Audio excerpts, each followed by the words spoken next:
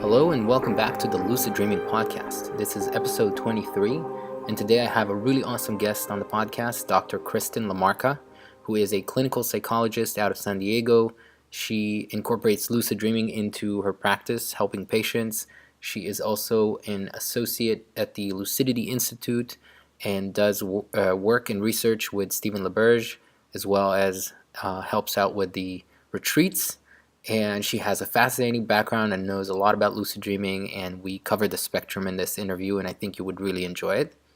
But before I get to that, just a few updates. And I was talking last episode, introducing my first sponsor, and I was talking about trying to help with the podcast and really put some more effort into it. I actually have a series of interviews, one of them already recorded and a few more scheduled coming up soon. So actually I'm going to have a lot more episodes coming up, and most of them are interviews, and I think it's going to be really interesting. There's some really good ones, and this is the first of a few in these series. So stay tuned for that. As for people who emailed me in response to the last episode, and I should mention, I'm realizing because the numbers of the episode listens, the number of downloads are growing, it obviously means that there's a lot of new listeners, and I can't assume that everybody heard all the episodes. So if you're new, welcome. And there is a thread, I suppose, going between all the episodes where I keep update on previous stuff and so on. So you can always skip those parts or go back if you're really interested. I don't have all that many episodes in the back catalog, so I think most of them are really kind of evergreen, other than mentioning specific timelines of, Kickstarter projects and all sort of stuff like that. But for the most part, I think most of them at least hold nicely. But if you are new, I don't want to make an assumption about how long you've been listening. So welcome, and hopefully this is interesting and standalone episodes as well. Those have asked how else you can help the podcast. I've been thinking about that, and I've been trying to come up with ways other than obviously spending money on a sponsor, which is fine as well. A great way is just to share the podcast. You can post about it in social media if you have the time and energy, and if you really like the podcast. By all means, go on iTunes, subscribe for it there, and leave a nice review. 5-star review if you really like the podcast. If you don't like the podcast, either stop listening or just email me with your feedback and your comments. Tell me what sucks about it, and I'll see what I can do. But hopefully you like it. If you're listening on Overcast, the podcast app on iOS, you can, next to each episode, you can click the little I button, and you can click the star to recommend, and that shows up on other people's sort of recommendation section on the app, which is great. That's how I discover a lot of other podcasts. So that would be really cool, and that's very helpful. And again, just sharing if you think somebody might like this, let them know. And I appreciate all the support and all the help and everybody who emailed in. This is very kind of you. So thank you all for all your kind words. By the way, if you did listen to the last episode, I should mention that my sleep has been improving finally, and I'm sleeping better and deeper. I still wake up throughout the night, which is partially natural, but it's far less intrusive to my sleep, and I can sleep better, which is just fantastic news across the board. All right, so let's get to the interview. Before I do that, let me say that today's podcast is brought to you by Audible.com. Get a free audiobook download and 30-day free trial at audibletrial.com/luciddreaming.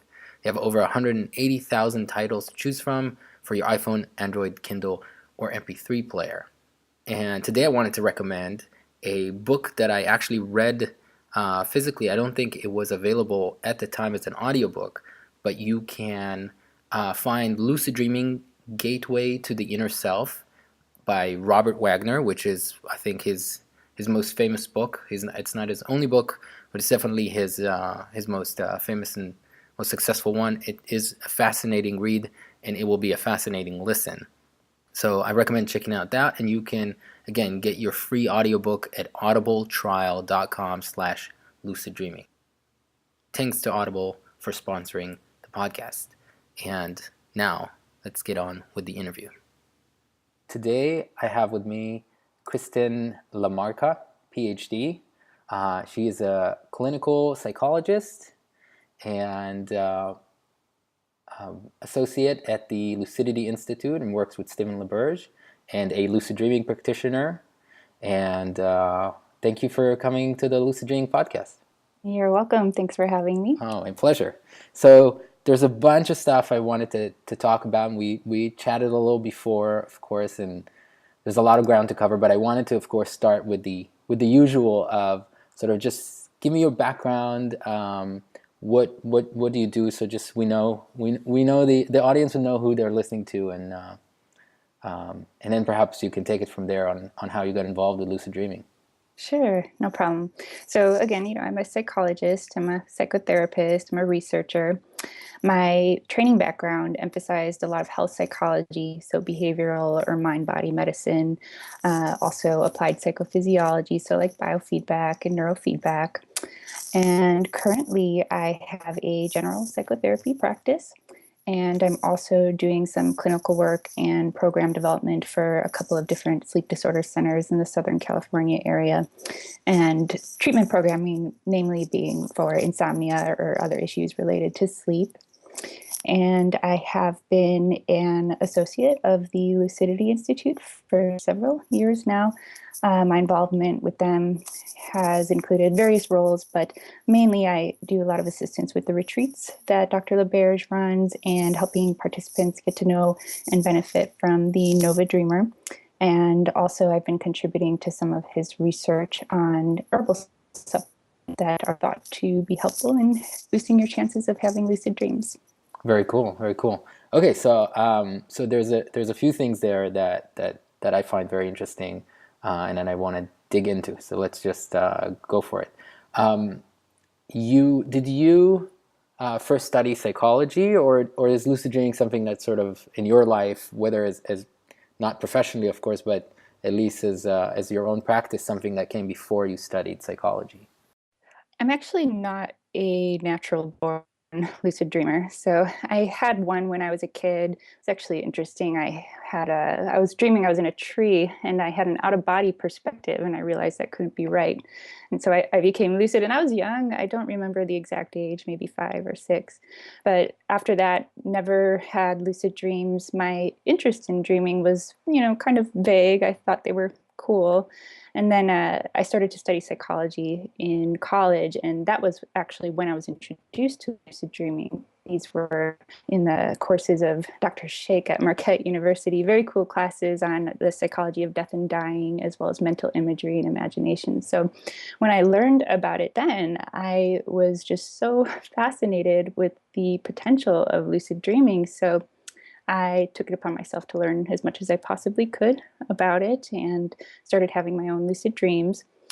And as soon as I got to graduate school, I was introduced to Stephen LaBerge, and I attended his retreat and got to know his program for lucid dreaming. And it's just kind of taken off from there. I think in my early years, my lucid dreaming practice really developed because I was using the herbal supplement, which I think we'll talk about today, Galantamine, to really help me get lucid and have longer lucid dreams, stay in the dream much longer, and be able to navigate it better. So since then, I don't use Galantamine nearly as much, but I still have them.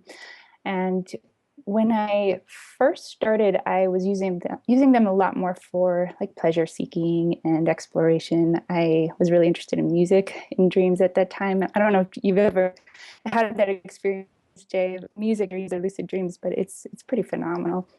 And then I think inevitably what happens to a lot of lucid dreamers is that they're using the state, and then they start to confront, or they're forced to confront their own demons. They start to encounter nightmare images or dreams that might be disturbing or unsettling in some way. So at that point in my practice, I started learning a lot about how to transform nightmares and confront them. The work by Paul and Stephen LaBerge on using lucid dreams for self-integration, for individuation. That's a Jungian term. Was really useful to me. I'm not sure how familiar you are with that, but I'm sure we can talk about that today as well a little bit. Yeah. and so, from there, I learned a lot of different techniques to develop myself as a person. These days, I still use it for creativity, for problem solving. I have an interest in self-healing in lucid dreams. And more recently, I've been using lucid dreaming as a meditation platform. Beautiful. Um, yes, I have a lot of interest in the overlap between mindfulness, meditation, and lucid dreaming, as well as the Tibetan Buddhist approaches to it. And those experiences are very powerful. And what intrigues me so much about them is that during my waking meditation practices, I cannot have the same experiences as I can in lucid dreams. When you're in the dream state, the boundaries of consciousness, they're just so much more permeable. And so it's been something that's been really fulfilling for me spiritually. We could always talk about more related to that if you'd like, or if Yeah. So again, there's so much that you've touched on, and let's get to the supplements a little bit later. But let's touch on what you said here, because for one, I find the connection to psychology in lucid dreams not only fascinating but very important. I feel that it's one of those, like, I'm okay with introducing people to the concept of lucid dreaming via the entertainment aspect of it, like the virtual reality in your mind. I think that's okay. I think it's a big part of it, and I don't think that that's a bad thing.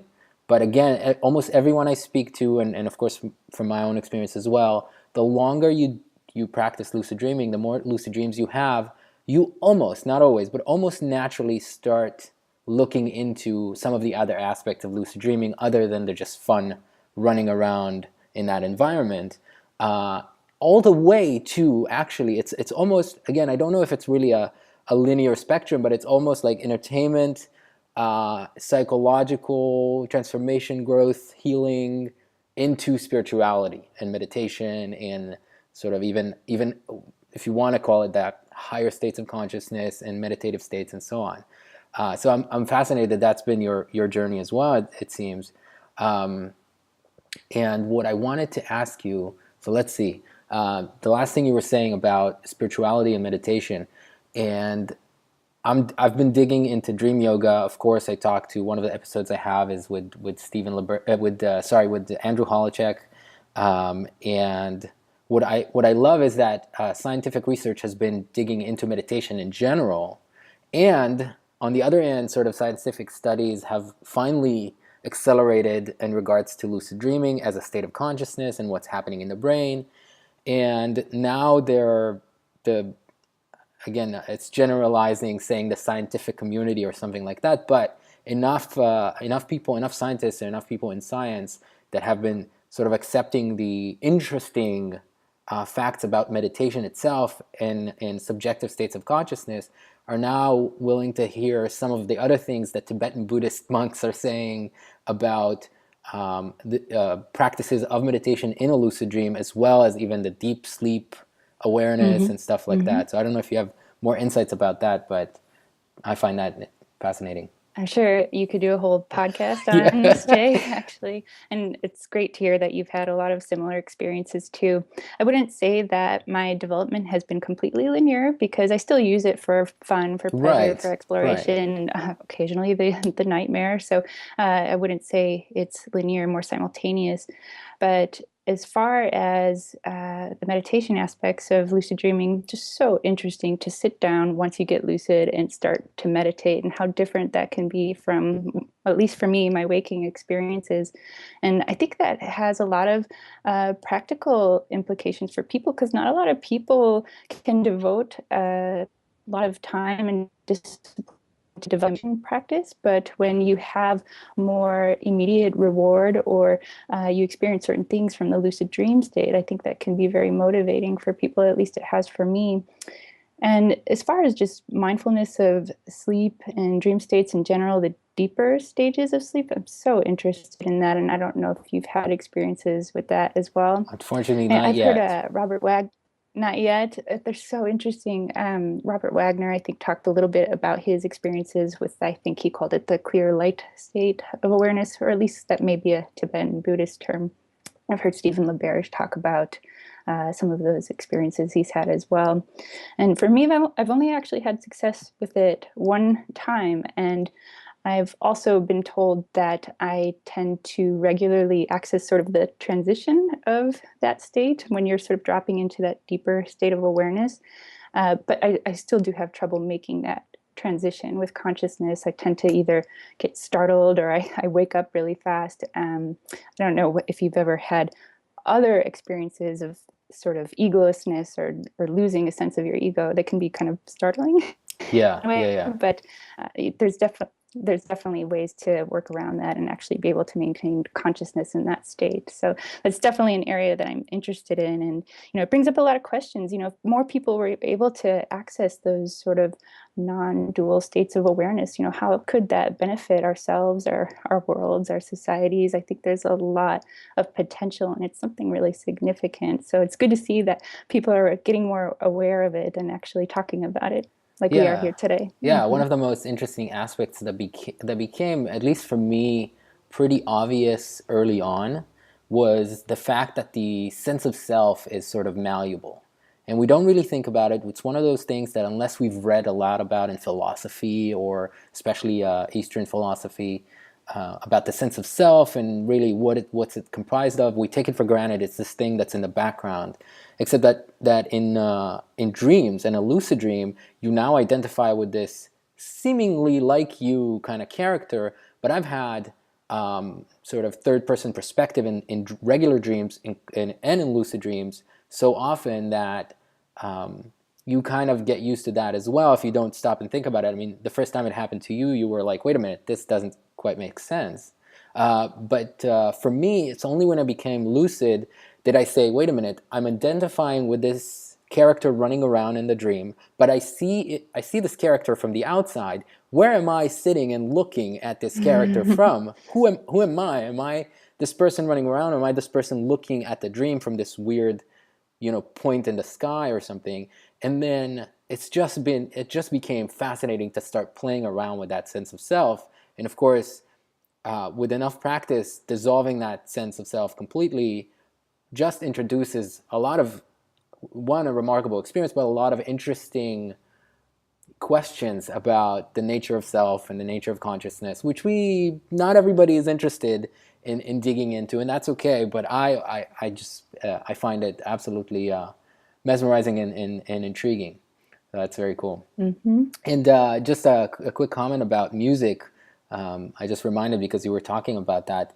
I don't have it as a very common occurrence, but my first ever lucid dream, at around I think the age of 6, and I may have told the story, had background music. So I was flying around in school, and there was a song I knew in the background, and for some reason, I think more related to the flying, I realized that I was dreaming. In fact, I've said this before too, but it seems like flying always triggers lucidity for me. I wonder if there is a connection. But the first dream I ever had that had background music too, which is very rare for me. So I thought there's also some kind of a connection there. Yeah, sure. And that's great that flying is such a cue for you to become lucid. And that makes sense. I mean, it's something totally impossible, and you trained yourself to actually recognize it when it's happening. So that's wonderful. Yeah, I was wondering if it has something to do with, I don't know, either a symbolic thing like some Jungian archetype or something, or a connection to freedom or to awareness. Because there's plenty of impossible things that happen in a dream that don't trigger my lucidity, except that if I'm flying, I'm almost 99% certain that I will become lucid. Or if I become lucid, the first instinct I have is to start flying. So there's something there. There's something there for sure. Okay, so I wanted to ask you a little bit more about how you incorporate lucid dreaming in your practice. I'm guessing not, perhaps, and you tell me, not the vast majority of your patients is something that you introduce lucid dreaming to, or is it only for the people who come to you seeking sort of maybe lucid dream therapy or dealing with nightmares, or only the ones who have issues like that can at best be addressed in a dream are ones that you incorporate with? It's a mix of both. Some people actually seek those sort of interventions. Perhaps they're already lucid dreamers and they want to continue to use that as a therapeutic tool. And at other times, depending on if it's appropriate, I might introduce it into my therapeutic work with a client that I'm already seeing and perhaps has never had a lucid dream or even been interested in it in the past. Oh, cool. Okay. And I mean, how do people usually respond to that? Do you ever get sort of pushback or people thinking something weird about it? The reason I'm asking is because recently with talking with a lot more people in person, I'm discovering more and more the different connotations that people have to the word lucid dreaming, if they even know what it is, or even the misunderstandings or misconceptions about it. That I get from their questions. By their questions, that I realize that they either misunderstand what lucid dreaming is, even that they thought they knew what it is, and so on. Sure. I mean, those misconceptions are common. Usually, when I'm bringing it up in therapy, I'm setting people's expectations right in order to be able to use it effectively. So I don't typically get any drawback in the work that I have done. I use my own clinical judgment to select cases where it would actually be appropriate for. And, there may be other people that don't seemingly appear to be someone who would benefit from something like lucid dreaming, but that's not necessarily for me to say because I don't typically work with people that aren't motivated to try and learn Right, it. right. That makes sense. Okay, that's cool. So you said you got involved with the Lucidity Institute and Stephen LaBerge at the university where you went to study, or was that? No, no, actually, when I was in graduate school, I Oh, did graduate meet school. Stephen LaBerge Okay. by going to his retreat, and then I've continued to come back to volunteer and have taken on more roles and responsibilities there. So currently, I am a co-facilitator, a presenter, a researcher at his retreats, and like I said, I do a lot of work with the Nova Dreamer, and we're also studying the effects of galantamine on lucid dreaming. Let's talk about those two because Mm-hmm. I'm sure I don't know how much you can say about the Nova Dreamer, but I know from you and a few other people I talk to, because people, when I talk about gadgets, people keep asking me, is there really such a thing as a Nova Dreamer 2? Is it just it's been promised for so long? So there is such a thing. It does exist. It exists. Yeah, it's just not on the market. No, no. The Nova Dreamer has had a few different developments over the years. I never got to know the first one that came out, but Stephen does use the Nova Dreamer at his retreats. And the Nova Dreamer 2 was, well, I'm sure most of your listeners already know what this is. It's a device that detects REM sleep and it to the cues so you can train yourself to recognize it. It's like a pre-programmed dream sign, basically. Yeah. So the second Nova Dreamer was something he was using at his retreats. It was a little bit more of a sophisticated device, probably more oriented toward researchers than the consumer. I see. And now they have another device that they're working on actually releasing to the public, and it's a lot more consumer friendly. It is much more sleek and comfortable to wear all night, which is so important because if you can't wear these devices at night, then what good are they really? And what I noticed personally from the Nova Dreamer 2 to the new one is that I can actually wear it all night, whereas the old one was a little clunkier. I'd end up kind of taking it off unconsciously in the middle of the night. And so that's a huge advantage to it. And it's also cool because it interfaces with the iPhone now, and I think there's a lot of ideas that they're talking about as far as what they'll interface with that sort of technology to help people have more lucid dreams. That's very cool. Yeah, it was interesting to discover quickly how people who are not even used to wearing a sleep mask or anything on their face or their head to go to sleep, it takes time to get used to. Even the slick ones, usually. I mean, but it's so crucial for something like that to be comfortable and small and light and not intrusive and just easy to wear. And so that's good news. So there is a plan for it to come out at some point to consumers. But yeah, what I've heard is that Stephen is using it mostly for research purposes at the moment. And again, I think that as soon as there are more devices that can help people lucid dream out in the world, the what I call like citizen research, like citizen science, like when more people have that they can report back or participate in studies, that would be amazing. Yeah, very true. And wouldn't that be nice to start to correlate psychophysiological data more with these reports of lucid dreaming? That there's a lot that can be learned from that. Right, and I think the intersection of sleep trackers with lucid dreaming devices might be interesting. So when sleep trackers and lucid Hmm. dreaming experiences will gather data together, again, more interesting things to look at. And okay, so about galantamine. So this is one of those things where uh, I think galantamine might be the only supplement I've from all the ones that I looked at or tried that I know that actually works for a good amount of people, despite Hmm. not working for me for some reason. And I've tried it several times. I wanted to give it another try, but it disrupts my sleep just enough for it to not quite be well. But again, and I've talked about this on the podcast, my sleep is not great to begin with, which is Hmm. has been a challenge. And so maybe I need to solve one problem before I try to give it another go. But I know that that has sort of been the go-to use for trying to achieve lucidity, especially for research purposes. I wanted to mention, and this goes back to the sleep mask or the gadgets, that Ursula Voss in their 2009 research, when they were trying to get a few EEG recordings of people in lucid dreams, were trying to induce lucidity. They just couldn't. It took them 6 months to get 3 people to Yeah. sleep in a lab with Hmm. equipment on their head and actually have a lucid dream. So that's even always been one of the challenges for science itself. Hmm. So what's your experience with galantamine and personally or in research setting? Personally, like I said before, I was using it a lot more in the earlier years when I started learning lucid dreaming, and definitely had an impact on how well I think I was able to use it and or to do it. And also, I got a lot more experience with the wild technique with galantamine. It, for some reason, makes it much easier to transition consciously into that state. And so that was how I used it often. And now occasionally I still do once in a while.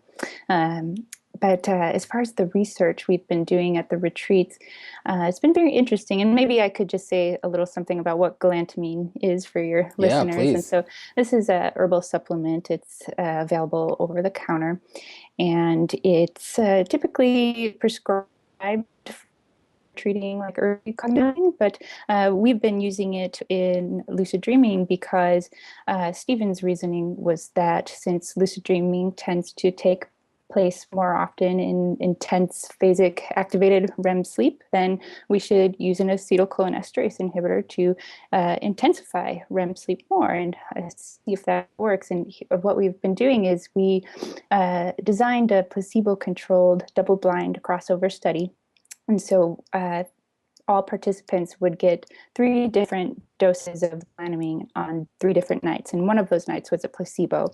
And then the other 2 nights was a low dose and a high dose.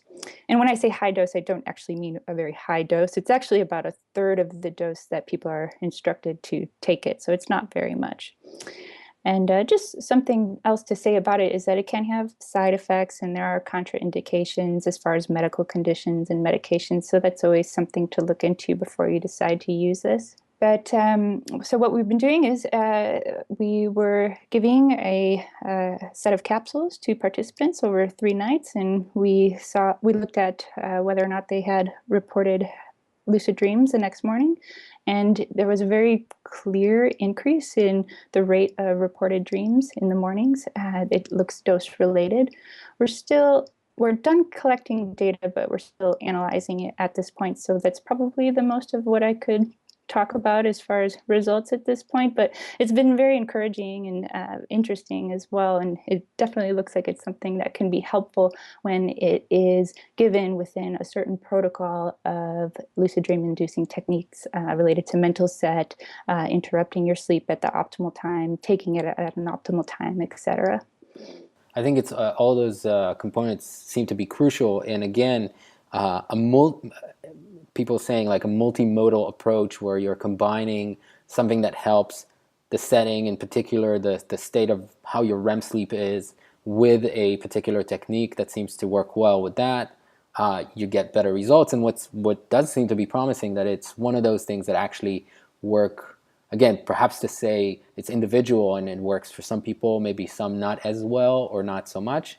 But despite being individual, it does seem to work for a good amount of people, where this is okay, this is interesting, and this is something to look into further.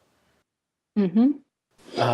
I would, and I wonder if you look at something like galantamine as a possible sort of training wheels, or is something that is okay to use continually over time, because I think it's important to say that this is not something that you would recommend to use every night. Mm-hmm. No, definitely not. And why not? If you can elaborate on that, because Sh- Sure. And well, first of all, if you're taking it every single night, are you really going to be able to devote that specific volitional intention to have lucid dreams every night? Probably not. And so you want to use it when you're actually feeling good about having a lucid dream and ready to focus on actually having one. That's when it's going to work the best. As far as it being training wheels, that's more of my personal experience, and it won't necessarily be the same for everyone else. In my experience, yes, it is something that can help you have them. And if you're having them, then you can learn more about them and how to better have them in the future. So I'm curious, what's your take, or even just, I mean, theory. I know there's not enough science on these things yet, but about, because it seems very still related. I mean, lucidity in general to sort of metacognition, getting in the habit of being aware of awareness, or aware of yourself, which is something that seems to be sort of dimmed down or muted a little bit in regular dreams. The meta awareness, and it seems that, again, with practices like meditation and just lucid dreaming in general, we're practicing that area of the brain, perhaps, or that quote unquote muscle, and and just getting, I don't know, with repetitive use or repetitive practice, just a more natural ability to do it on a regular basis. And again, people who are so versed and so practiced in it, at least some of them, just it happens more naturally at this point with a lot less effort. And the reason I'm asking about it, because you were talking about also like biofeedback or neurofeedback. I don't know what type of those things are you related with, but do you think that something like neurofeedback could be used to train the brain to exhibit either the same states or practice for lucid dreaming or something like that? It's a theory I have, but I'm just not quite sure, because nobody has done the experiment yet. sure. I think you asked me a number of different questions Yes. in all of that. So, as far as neurofeedback, I think there was a study done probably a couple decades ago at this point, and I don't think that they found anything. But that is something that's interesting. Are there certain electrophysiological states that would be more conducive to having lucid dreams, and can we incorporate that into a program of actually being able to have them? So that's a very good question, and I hope that the science will get to that point.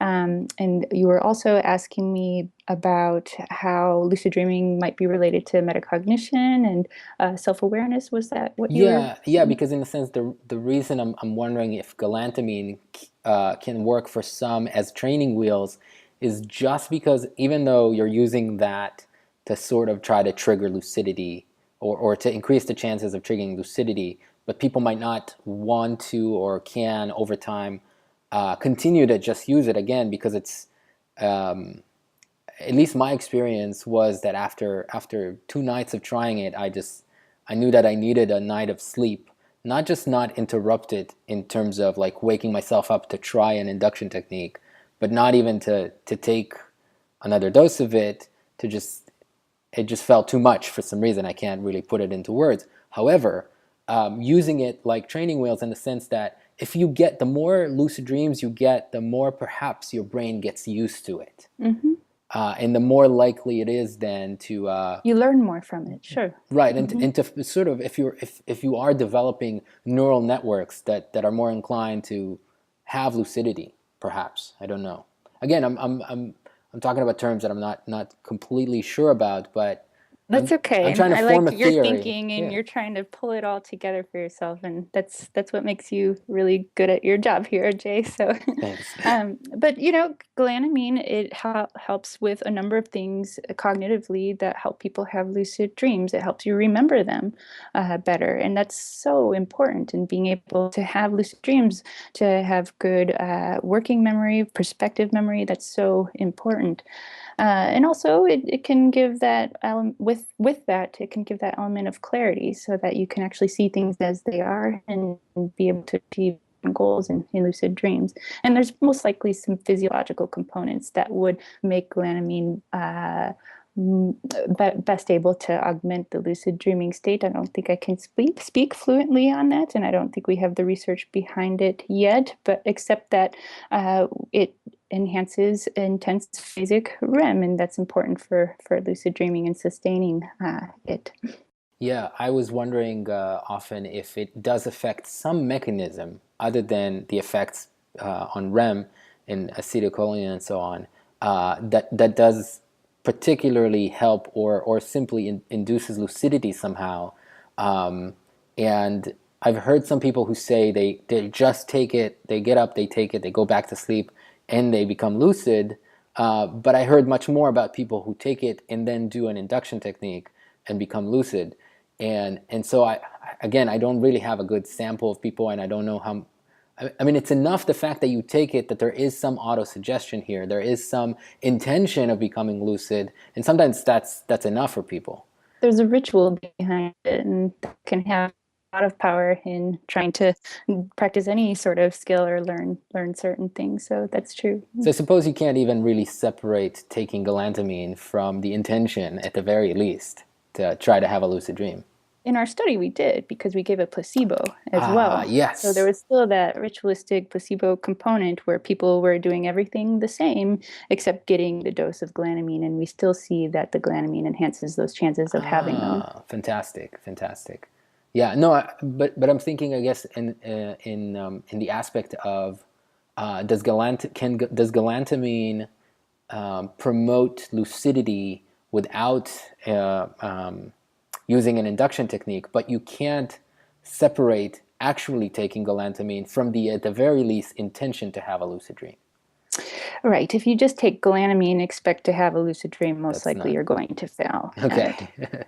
Yeah, because I've heard some people report that that's all they did and they managed, but I account that for just at least, at the very least, having a strong intention of having a lucid dream that can trigger that. Sure. Yeah. Well, people say a lot of A lot things of and things, have I trouble know. describing things they do. It's that's the problem. I think that's one of the biggest challenges of being on all sorts of like online forums and getting emails from people and reading stories and reading blog posts. Uh, there's a lot of stories. The ones that kill me the most are the ones about change of perception of time to extremes. Have you ever read those stories of people thinking that they're dreaming weeks, months, Oh, or years at a sure. time? Sure. Yeah, that's lovely. And often I think the explanation for that is people can dream in montages, much like in Right, movies. So you dreamt right. you lived this year or you over these few nights or a few weeks, but it's just those passing of scenes and Yeah.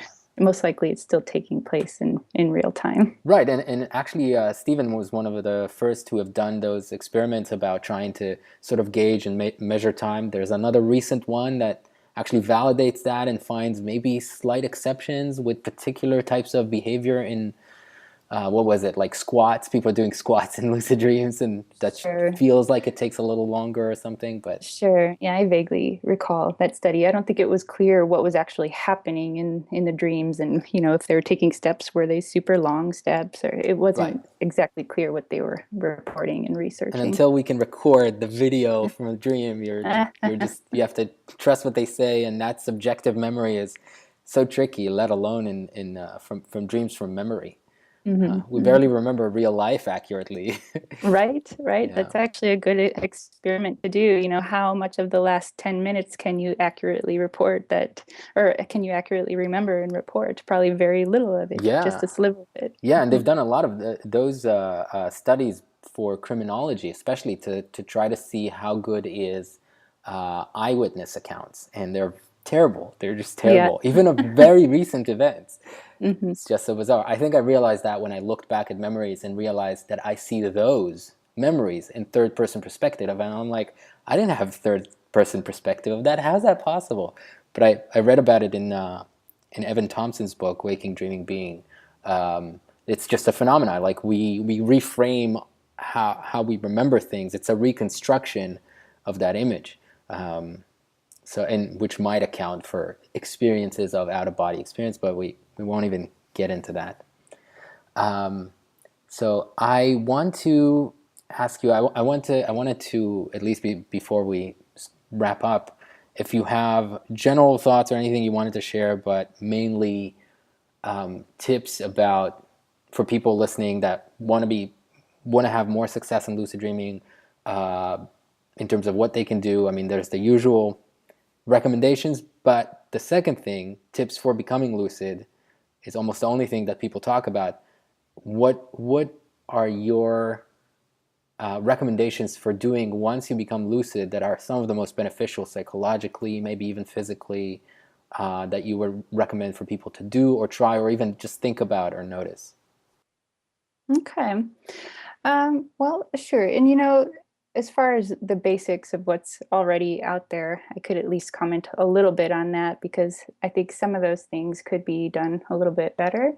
And then maybe I can talk about some more advanced guidance I might have for you. Awesome. So, as far as inducing lucid dreams, of course, that recall is so important, remembering your dreams, and also getting to know what dreams are like and identifying what are dream signs that I can myself to recognize, where I can condition myself to actually become lucid and do something.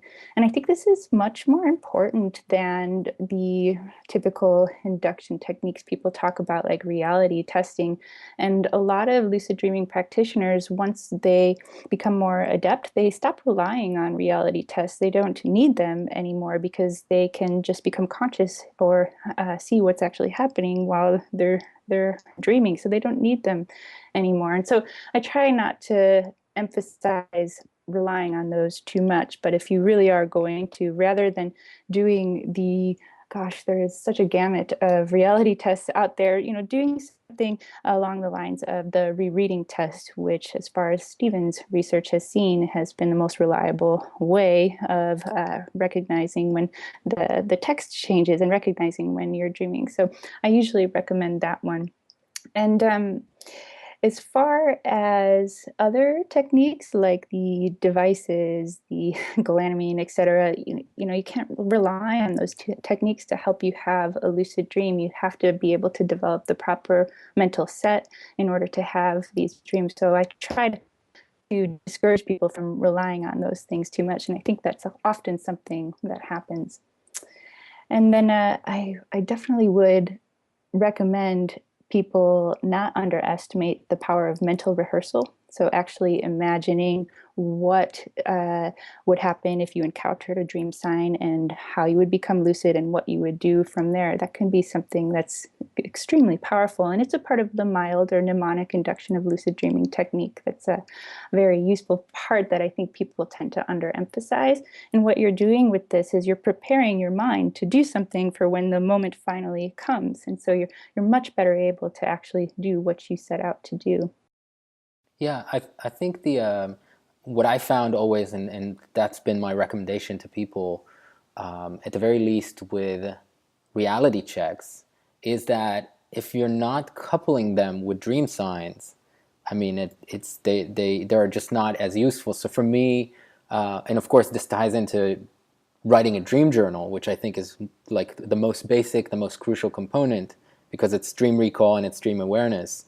But writing a dream journal actually gives you a catalog of things that appear in your dreams. And the ones, at least for me, this is my experience, the ones that are repeating aspects, repeating elements that are often in your dreams, you can use those in daily life to trigger a reality check. When you do a reality check, every time you see a dream sign that appears often in your dreams, you are far more likely to, again, see that particular thing in your dream, and you are practiced doing a reality check in that point in time. That triggers doing a reality check as opposed to just triggering lucidity by memory. Of course, when you add all of those together, chances increase. I don't know how many fold, but for sure. And you're right. You should be practicing these things in the daytime. I think a lot of people go into lucid dreaming with the idea that they're just going to be able to do these things at night, when that's not always the case. You need to be developing mindfulness and awareness and these sort of critical reflection skills during the day. And that would generalize into the nighttime. If you're not doing it in the day, then it won't happen at night. Yeah, and I think the imagination or sort of envisioning becoming lucid is also tied well to prospective memory, having the intention and the plan and trying to remember in the future to take an action, but then you also imagine what it would be like to take that action in that moment, reinforcing the whole thing.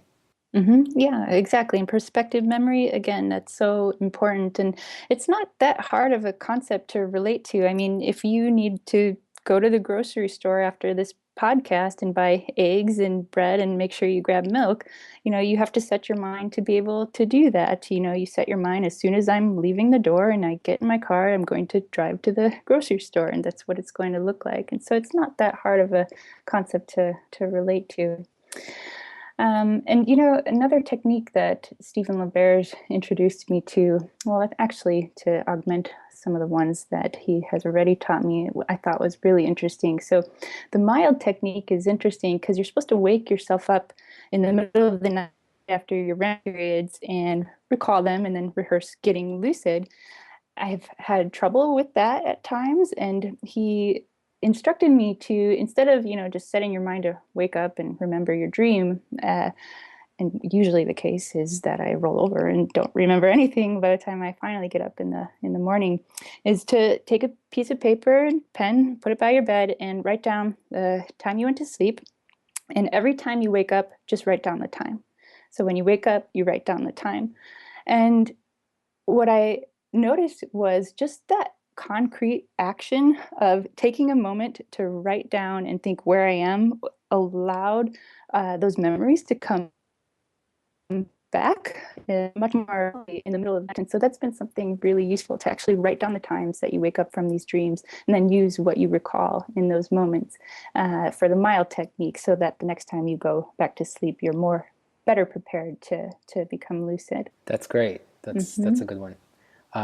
Okay, so what about things once you achieve lucidity and you've had some fun running around, flying, and doing all sorts of stuff? What are some of the again? Doesn't have to you don't have to prescribe psychological exercises here or something, but other than addressing nightmares, what are some of the things that people can do that are health related, psychologically related, to improve, to transform, or just to do in lucid dreaming? Does the question make sense? I don't know. Yeah, Okay. no, it does make sense, and we could probably talk about all the different uses for lucid dreaming as possible. And maybe for us here, then it might be helpful to talk about it from my perspective as some psychology. And what I find that a lot of people benefit from is, because of the safety of this state, they're better able to explore themselves. They have more access to things that are within them, but perhaps don't always come up in their waking life. So that could be emotions, that could be memories. And I always promote using that material to learn more about yourself, to increase how flexible you are psychologically in terms of your thinking, your emotions, the choices that are available to you, and exploring what you can actually do with that. Am I answering your question in Yeah, the right no, that's way? great. I can ask something more specific, perhaps. No, but this is great. Do you subscribe, for example, to the theory that something like talking to dream characters is basically talking to yourself in some sense, or the subconscious, or some parts of your subconscious? Again, it probably depends on people's psychological view in terms of like this theory or that theory, Jung or Freud, or this, that, or the other. But that you can basically communicate in a more verbal and direct way with parts of your psyche through dream characters than in any other format other than lucid dreaming. Uh, sure. And, whether you're talking to a part of yourself or that knows a lot about you or actually has something valuable to say is a question. But Right. often people do report that they do have those experiences. And, even going back to the work of Paul Tolai, that's what he recommends, having these sorts of dialogues with different aspects of yourself. And, if you feel threatened by them, then working on resolving that in some way, or giving these dream characters a gift, or asking them if they have a gift for you, or if they have something to teach you that can be really enlightening as far as who you are and what you're looking for. It's something that I think could have a lot of value. Yeah, I think very actively opening up to the chance to find something out or learn something about yourself in a lucid dream. Again, because so much is activated by intention and where you put your focus, then things tend to happen in dreams that sort of reply to that, or come as a sort of answer or reply again to those things. I think Kelly Bulkley, who's a dream researcher, I was with him on the panel in Palo Alto, and I'm hoping to have him on the podcast soon. He tweeted about a study that was looking into lucid dreaming as preparation for death. And I think you were talking about that at the very beginning, where that was part of your interest about death and dying. I think somewhere, the first place I saw it is one of the books of like the Dalai Lama, Waking, Dreaming, Dying, maybe something similar to. I think it's Sleeping, Dreaming, and Dying. Sleeping, Dreaming, and Dying, yes. Yeah. So I found that interesting.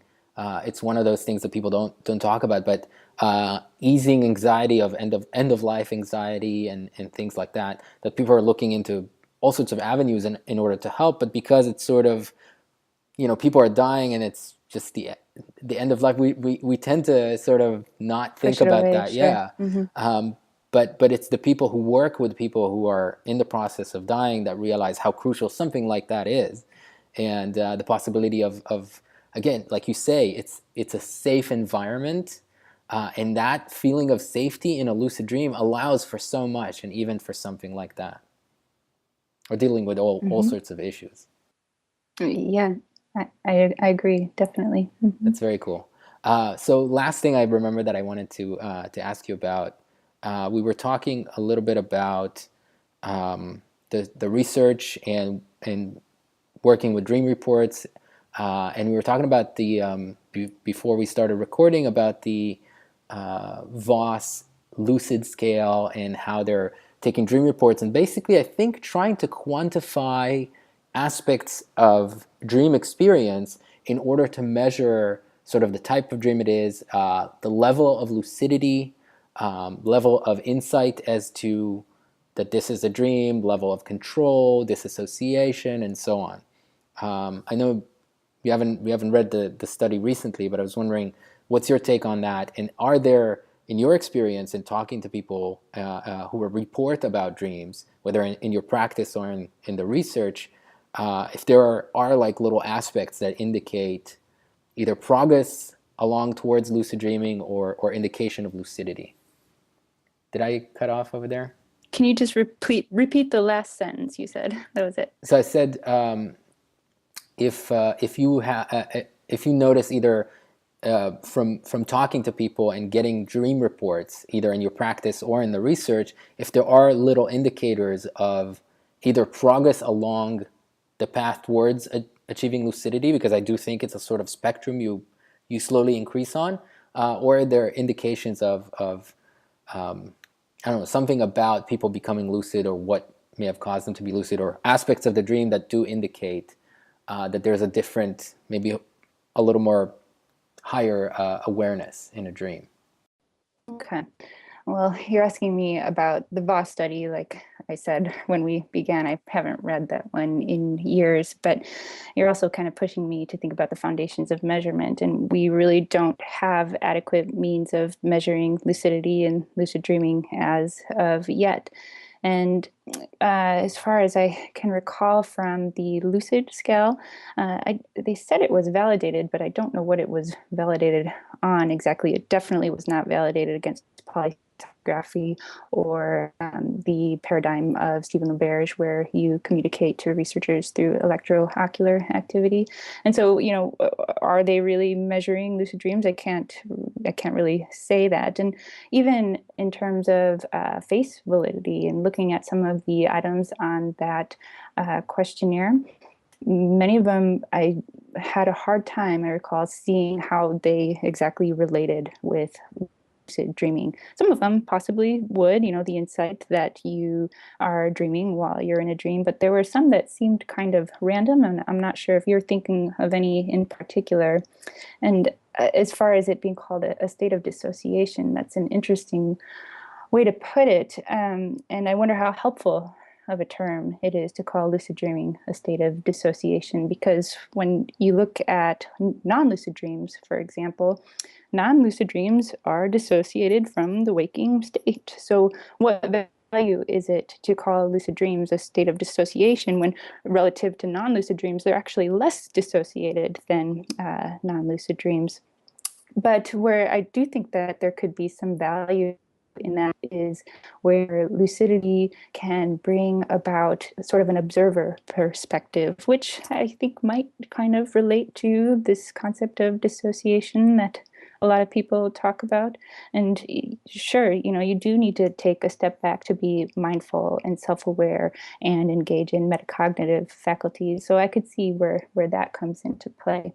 But as far as these scales, they haven't been validated. We don't really have the best ways of measuring lucid dreams or lucidity. And a lot of researchers tend to have different definitions of it. And that really complicates the state of the literature these days. Right. I mean, for one, I would ask dissociation from what?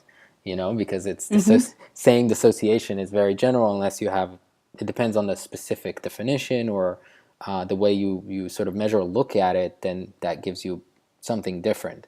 And sometimes it might be a matter of semantics, but I think it's important to try to figure out or map out the aspects of what occurs in a lucid dream. And I think it's just very difficult to quantify subjective experience. People still do it, and people still do psychological research, but yeah. Sure. You were saying? And that's not to say that research isn't without value. And I do know that Dr. LaBerge has done some research on the differences in dream content between lucid and non-lucid dreams. And there are facets that do regularly seem to be significantly linked with lucidity. And some of those can include having more choice available to you, the ability to, or the experience of thinking more about your thoughts, your private experiences, more clarity, more of a perception of control. So there definitely is some good research out there. It's just that it's not in the best state. And of course, there's room for improvement, and it could continue to be developed. Right. I feel like we're scratching the surface with the science, but it just keeps increasing, which is fantastic. And we'll develop better ways to even look at it, observe it, measure it, and so on. This has been fantastic. Before I say goodbye, is there anything else you want to say, or if people want to look you up? I know you have your practice in San Diego, and yes, sure. My website for my practice is luciditypsych.com, and you can also follow me on Twitter. My Twitter handle is @luciddreamtips. And I guess one last thing I would like to say as far as helping people better be able to have lucid dreams. Please.